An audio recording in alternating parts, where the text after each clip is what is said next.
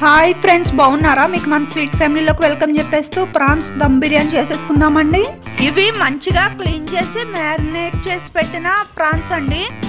దీనిలో పసుపు, కారం, సాల్ట్, జింజర్ గార్లిక్ పేస్ట్, నిమ్మకాయ, కొద్దిగా గీ, ఆయిల్, సాజీరా, పెరుగు, బిర్యానీ మసాలా, ఫ్రైడ్ ఆనియన్స్ ఇవన్నీ వేసి మ్యారినేట్ చేసి 1 అవర్ పక్కన పెట్టుకోవాలి. ఆనియన్స్ ఇలా ముక్కలుగా కోసుకుని ఫ్రై చేసుకోవాలండి. నేను ఇంకో పొయ్యి మీద వాటర్ పెట్టుకున్నానండి. దానిలో పచ్చిమిర్చి, బిర్యానీ ఆకు, బ్లాక్ పువ్వులు అంటే అనాస పువ్వులు అనుకుంటా అండి, అనాస పువ్వులు, సాల్ట్, పసుపు కావాలంటే వేయొచ్చు, లేకపోతే స్కిప్ చేయొచ్చండి. ఆల్రెడీ మ్యారినేట్ చేసి పెట్టిన దాంట్లో వేసుకున్నాం కాబట్టి. కొద్దిగా అల్లం వెల్లుల్లి పేస్ట్, సాజీరా, ఒక చిన్న లెమన్ చెక్క వేస్తే చాలండి. చెక్క, లవంగం, 2 యాలకులు కూడా వేసుకోవాలండి. సేమ్ చికెన్ దమ్ బిర్యానీలో రైస్ బాయిల్ చేసినట్టే నేను బాస్మతి బియ్యం తీసుకున్నానండి.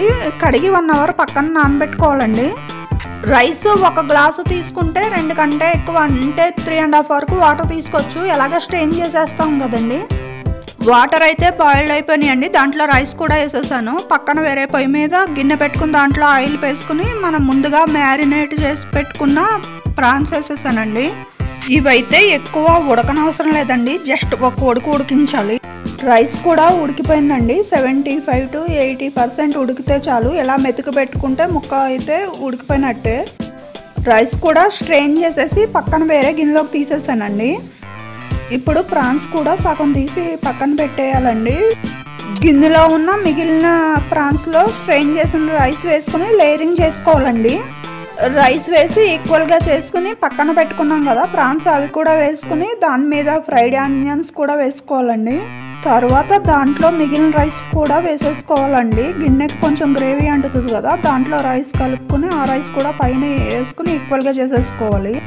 నేనైతే గరిటెతో హోల్స్ కింద పెట్టుకొని పాలల్లో పసుపు కలుపుకొని వేసుకుంటానండి. దీంట్లో కుంకుమ పువ్వు కూడా వేసుకోవచ్చు. ఆ హోల్స్లో నెయ్యి కూడా వేసేసుకుని పైన కొత్తిమీర వేసేసుకోవాలండి. అంతేనండి. దానిపైన మూత పెట్టుకుని బరువుగా స్ట్రెయిన్ చేసేసిన వాటర్ అన్నా పెట్టుకోవచ్చు, ఇంకా వేరే వాటర్ అన్నా పెట్టుకోవచ్చు. ఇంచుమించు 20 మినిట్స్ వరకు దమ్ అయితే ప్రాన్స్ దమ్ బిర్యానీ అయితే రెడీ అయిపోయినట్టేనండి. దమ్ బిర్యానీ కన్నా ఒకటే ప్రాసెస్ అండి. మనం మ్యారినేట్ చేసుకుంటాం కదా, దాంట్లో ఐటమ్సే వేరువేరుగా యాడ్ చేసుకోవాలి, అంతేనండి. నేను ఏ బిర్యానీ చేసినా ఎవరెస్ట్ షాహీ బిర్యానీయే వాడతాను. అది బాగానే ఉంటుంది టేస్ట్. బిర్యానీ మసాలా అయితే ఎవరి బ్రాండ్ని బట్టి వాళ్ళు వాడుకోవచ్చండి. బిర్యానీ కూడా దమ్ అయిపోయిందండి. చూడండి, రైస్ కూడా పొడి పొడిగా ఉండి బాగుంది చూడడానికి. తింటే కూడా చాలా టేస్ట్గా ఉందండి. మనం చికెన్ దమ్ బిర్యానీ అన్నా ప్రాన్స్ దమ్ బిర్యానీ అన్నా దాంట్లో మ్యారినేట్ చేస్తాం కదా, దాంట్లో వేసే ఐటమ్స్ని బట్టే దాని టేస్ట్ మారుతుందండి. మనం మ్యారినేట్ చేసే పద్ధతిని బట్టే దాని టేస్ట్ కూడా యాడ్ అవుతుందండి. దీన్ని అయితే హాట్ బాక్స్లోకి తీసేస్తున్నానండి. ఈ బిర్యానీలో ఆనియన్స్, లెమన్, రైతా వేసుకొని లంచ్ అయితే కంప్లీట్ చేసామండి. అంతేనండి. బాయ్ అండి.